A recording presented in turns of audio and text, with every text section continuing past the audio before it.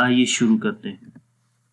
ضاد کا حرف پڑھنے سے پہلے اس کا مخرج جاننا بہت ضروری ہے۔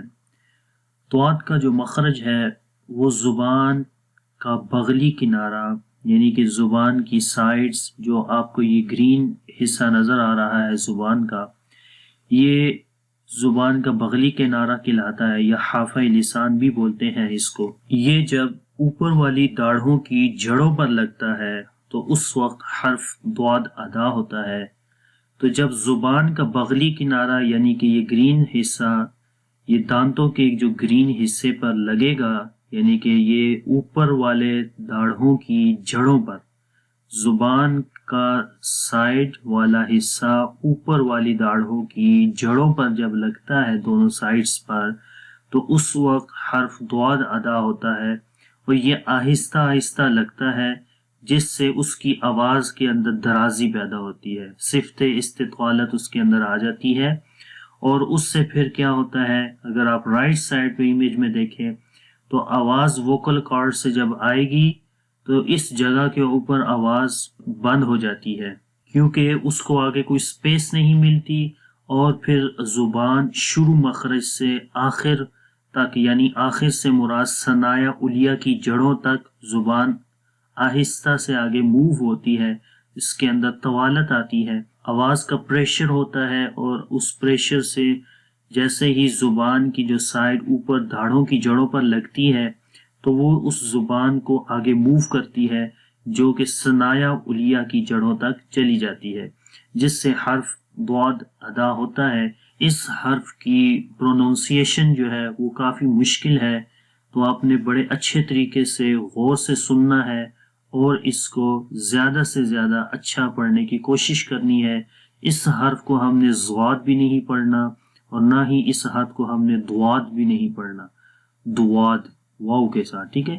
تو اس کو ہم نے پڑھنا ہے ضاد، منہ کو کھول کر پڑھیں گے، آواز کے اندر موٹائی آئے گی، آہستہ سے زبان کا جو بغلی کنارہ ہے، سائڈز ہیں، وہ اوپر والی داڑھوں کی جڑوں کے اوپر لگے گا اور اس کے اندر درازی آتی ہے۔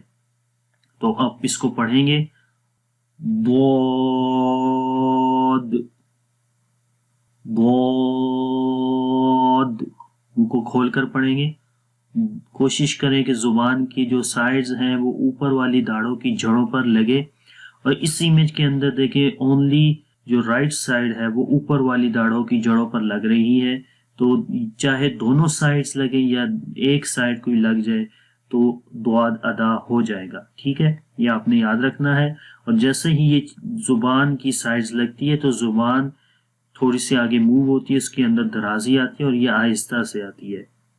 اس کو دوبارہ پڑھیں گے ضاد، ضاد۔ اب اس کی پریکٹس کرتے ہیں، میرے ساتھ آپ نے پڑھنا ہے ضاد زبر ضا، ضاد زبر ضا، ضاد زیر ضی، ضاد زیر ضی، ضاد پیش بو، ضاد پیش بو، بغیر جوڑ کے پڑھیں گے ضا، ضی، ضو، ضا، ضی، ضو۔ یہ ضاد حرف کا مخرج تھا۔ اب ہم اس کی صفات پڑھتے ہیں۔ تو ضاد حرف کے اندر جو پہلی صفت ہے وہ صفت جہر ہے۔ جہر کا مطلب ہوتا ہے کہ سانس بند ہو جاتا ہے۔ جب ہم اس حرف کو پڑھیں گے سانس بند ہو جائے گا۔ آپ غور سے سنیں، حمزہ، ضاد، زبر، اب، اب، دیکھیں کہ سانس بند ہو گیا ہے، اس آگے سپیس نہیں مل رہی کہ جس سے اس کی آواز باہر یعنی کہ سانس جاری ہو سکے۔ تو یہ پہلی صفت جہر اس کے اندر آ گئی۔ اس کے بعد صفت رخاوت ہے۔ رخاوت کے اندر آواز جاری رہتی ہے، تو آخر میں دیکھیں آواز تھوڑی سی جاری ہوگی، اب، اب، تو یہ رخاوت کی صفت اس کے اندر آ گئی۔ صفت استعلا یعنی اس حرف کو موٹا پڑھیں گے. اگر رائٹ سائڈ پہ اس امیج میں دیکھیں تو استعلا میں ہم نے کہا تھا کہ زبان کی جو جڑ ہے وہ اوپر تالو کی طرف اٹھتی ہے، یعنی کہ آواز تالو کی طرف اٹھے گی. تو یہاں پر زبان دیکھیں اٹھ رہی ہے، آواز یعنی کہ اوپر جا رہی ہے. تو اس وجہ سے اس حرف کے اندر صفت استعلا ہے، یعنی اس کو موٹا پڑھیں گے تو آواز آئے گی بود. اور پھر آگے دوسری جو صفت ہے صفت اطباق. اطباق کے اندر ہم نے پڑھا، اطباق کا لغوی مطلب جو تھا وہ ملنا تھا، یعنی کہ زبان جو ہے وہ پھیل کر تالو کے ساتھ جو ہے وہ چمٹ جائے، مل جائے، تو اس کو اطباق کہا جاتا ہے. تو اس کا مطلب یہ ہوا کہ زبان اور تالو کے درمیان آواز کا انحصار ہوتا ہے، اس کو سپیس نہیں ملتی آواز باہر جائے.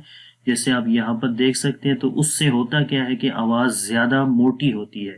تو یہ ضاد کا حرف ہے کہ اس کے اندر صفت اطباق پائی جائے گی اور یہ حرف زیادہ موٹا پڑھا جائے گا. استعلا سے بھی موٹا ہوتا ہے اور اطباق سے زیادہ موٹا ہو جاتا ہے. تو اس کو پڑھیں گے ضاد ضاد ضاد. اس کے بعد صفت اسمات ہے. اسمات یعنی کہ یہ حرف اپنے مخرج میں جماؤ یعنی کہ مضبوطی کے ساتھ جو ہے وہ پڑھا جائے گا. اس کے بعد صفت استطالت ہے، جو کہ یہ والی صفت صرف اس حرف کے اندر پائی جائے گی، یعنی کہ اس حرف کے اندر درازی ہوتی ہے، طوالت ہوتی ہے.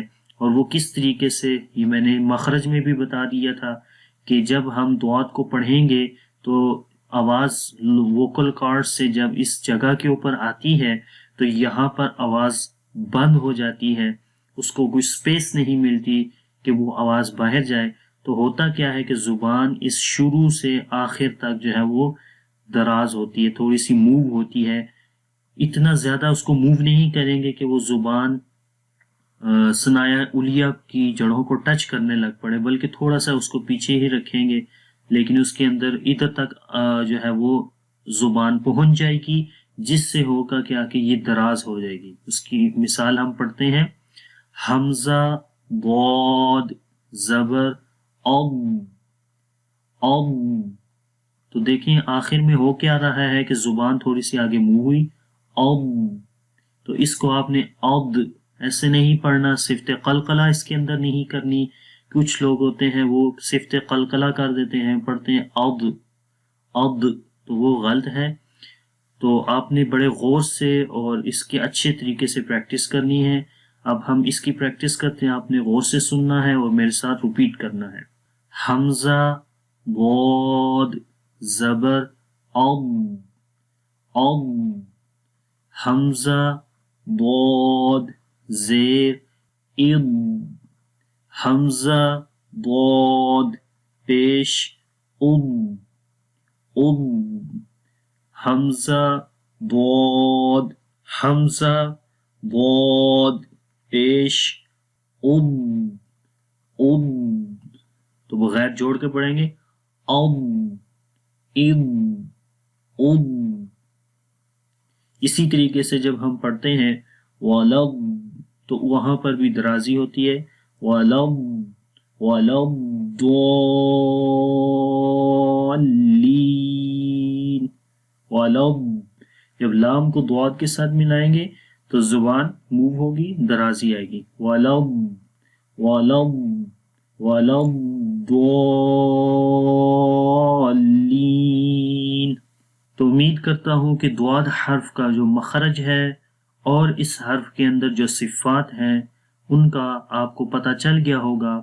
آپ نے کوشش کرنی ہے کہ اس کا حرف کو زیادہ اچھے طریقے سے پڑھیں، اس کی پریکٹس کریں. اور اگر آپ کو یہ ویڈیو اچھی لگی ہے اس کو لائک کریں اور دوسروں کے ساتھ شیئر بھی کریں. انشاءاللہ نیکسٹ کلاس کے اندر اگلے حرف کے ساتھ حاضر ہوں گا. تب تک کے لیے اجازت دیں. اللہ حافظ. السلام علیکم ورحمۃ اللہ وبرکاتہ.